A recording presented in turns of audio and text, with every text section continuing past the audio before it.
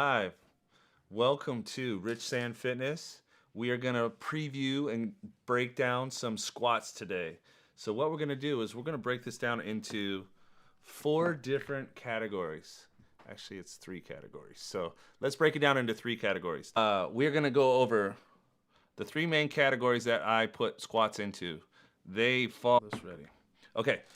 Performance-based squatting. We're looking for someone who's an Olympic lifter, a power lifter, or somebody who's an athlete who needs to improve their sport by squatting.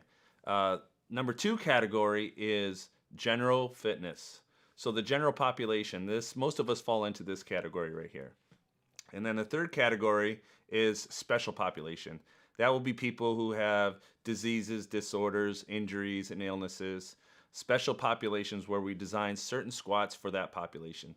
Today's breakdown is going to be on the general population and what we look to accomplish when we're squatting. We've got hypertrophy training, so when we're looking to develop muscle gaining, strength, some power, that's what we're going to target today. And we'll go into different breakdowns in later videos of if there's mobility issues and all of that, which we'll go into later. But this is just for general purpose here. So what we're going to do is we're going to go over 4 different types of squats, and we're going to target specific muscle groups. So what we do is we break down what squat am I going to use for targeting a particular muscle group. And we're going to start with 3 basic joints: our hips, our knees, and our ankles. That's the prime movers in our body.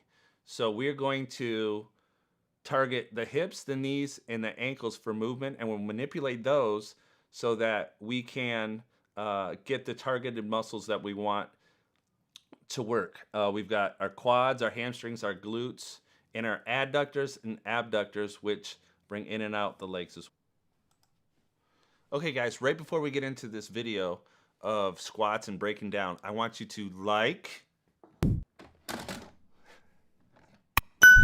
and subscribe. Purple, hit that and just jump back into it.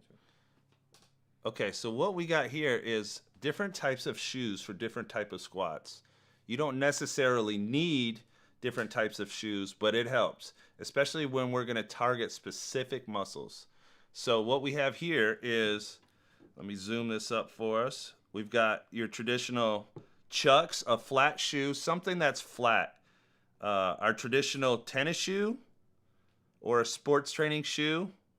If you have that and no other Olympic or flat shoes, I do want you to grab a 5-pound plate, which will help us with keeping our heel off the ground.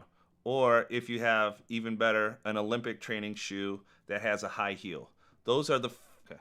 So what we got here, we're going to use 2 different types of bar positions. We have here, let me zoom this in. This is what we call the high bar. When we use a high bar, which sits on top of the traps, we get more vertical, so our body isn't tilted over. Okay, so for the first squat we're going to go over, we're going to specifically target the quadriceps.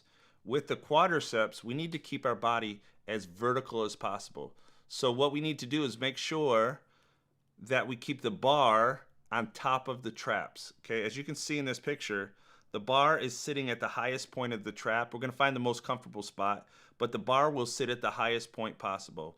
Remembering one of the basic rules of squatting is the bar in its path has to travel directly over the middle of the foot.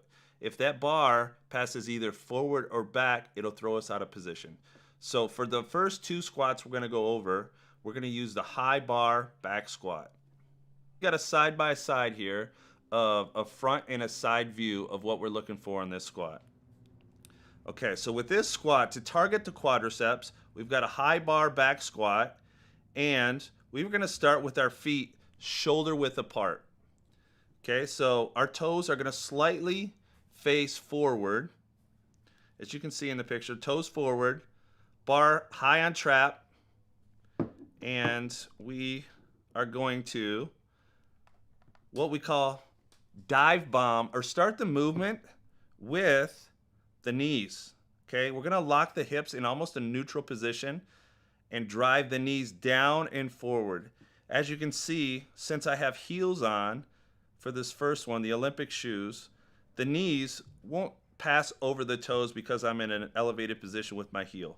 So as I go down, the knee drives first. My hip did not tilt back. So when I first started, the hip stayed neutral and the knees drove first. Let's rewind that again. So as you can see, the knees are the first movement on that squat. So if we look at it from the front here,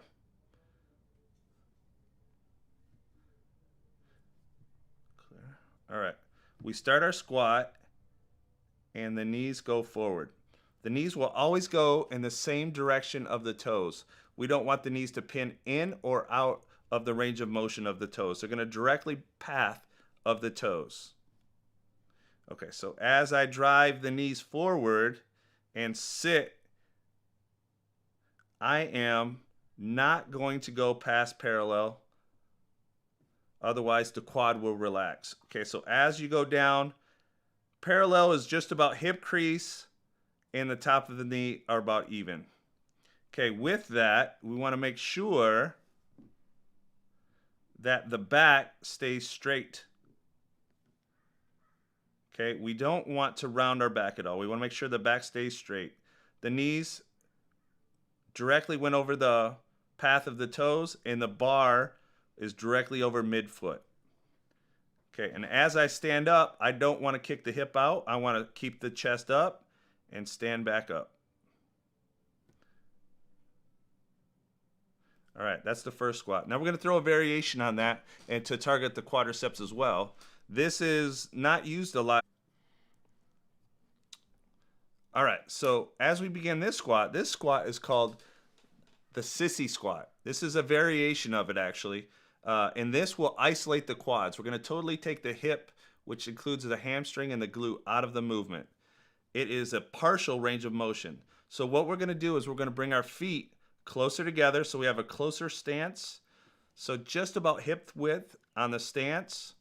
And we are going to drive the hips forward and the knees over the toes. Imagine you're sliding right down a wall. We hit the knees so that they're just about the top of the toes, slightly past. And then on the way up, we will squeeze the quads to stand us back up. We do not snap. So let's rewind that. So we're going to drive the knees forward, stretching the quads. And then on the way up, we flex the quadriceps to stand back up. All right, let's see that on this side. The knees drive straight out towards the toes. The toes are straight. And then right back up. The range of motion is very short because we don't want the hip or the hamstring to come in play at all. Right. All right, for this next two squats, we are going to switch shoes.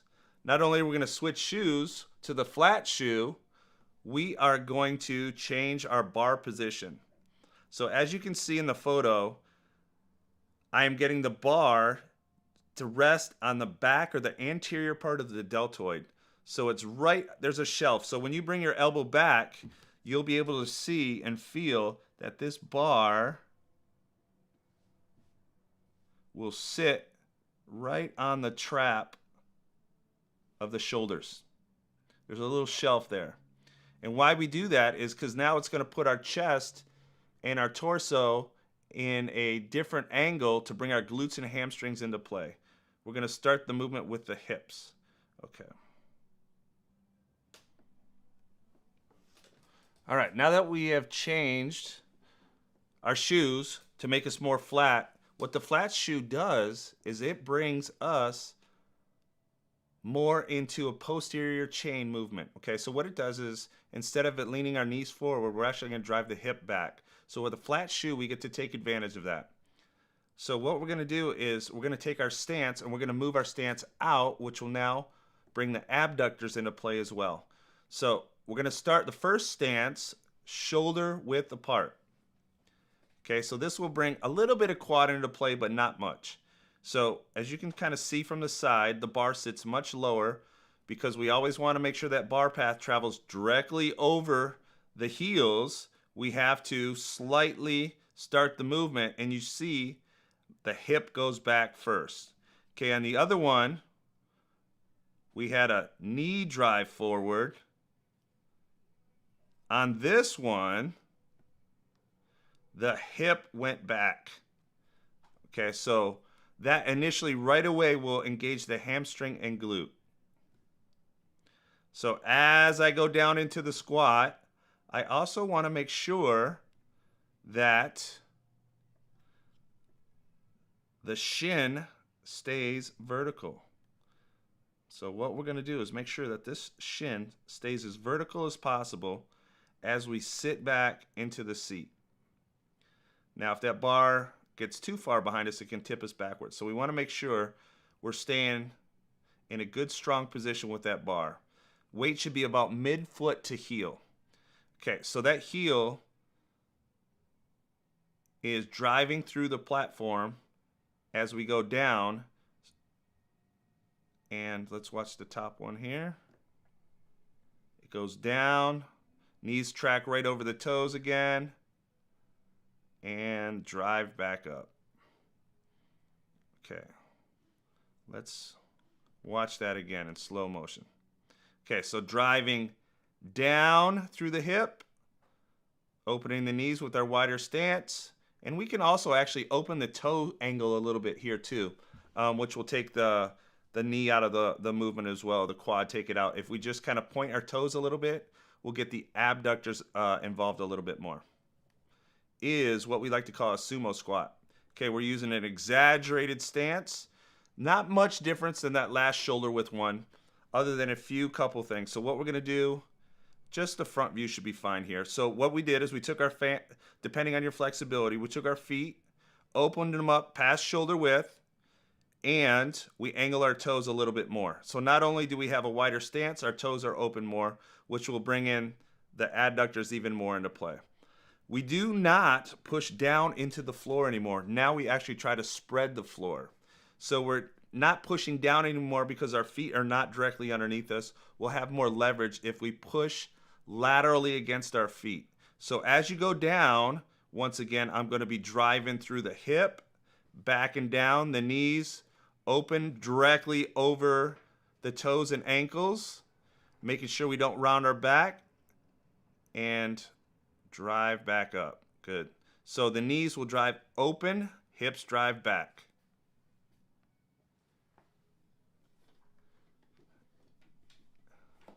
And once again, don't forget to like and subscribe. We got more videos coming.